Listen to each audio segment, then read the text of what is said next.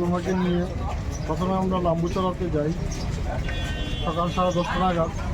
সেখানে বাতাদান করা হয় এবং চিত্রমাতার বেশ কিছু সমর্থক সেখানে বাতাদান করে।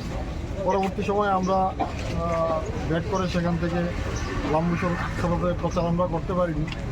শ্রীরামপুরের উদ্দেশ্যে আমরা যাই। আনন্দবাজার যাওয়ার পরেই একদল দুষ্কৃতী সংখ্যায় 200-র উপরে দা, লাঠি, কিরিচ, তারপর আপনার রড, লোহার রড, আগ্নেয়াস্ত্র নিয়ে আমাদের উপর ঝাঁপিয়ে পড়ে এবং 5-6টা গাড়ি ভাঙচুর করে এবং আমাদের প্রার্থীসহ আমি সহ আমরা সবাই আক্রান্ত হই। এই ঘটনাকে আমরা তীব্র নিন্দা জানাই, ধিক্কার জানাই। গণতন্ত্রের উপর চরম কুঠারাঘাত। এই অবস্থায় নির্বাচন চলতে পারে না।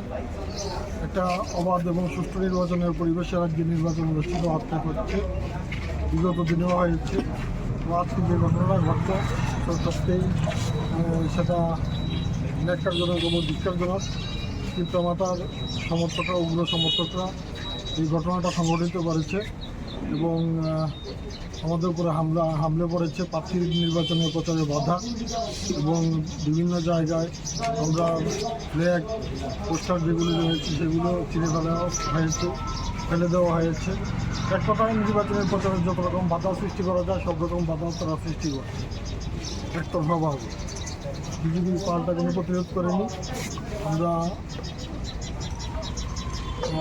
আপনাদের মাধ্যমে রাজ্যবাসীর উদ্দেশ্যে বলতে চাই, চিত্রমাতার যে দলটা রয়েছে সেটা সম্পূর্ণ গুন্ডাগিরির দল এবং হিংস্রতা তাদের মধ্যে বিরাজমান। তাতে তারা মানুষকে মানুষ বলে গণ্য করে না। তারা ফাঁসা বলে, কিন্তু ফাঁসাকেই আক্রমণ করছে, জনজাতির উপরে আক্রমণ হচ্ছে। আমার প্রার্থীও আক্রান্ত হয়েছে। তো এই অবস্থায় আমরা প্রশাসনের দ্বারস্থ হব অবশ্যই।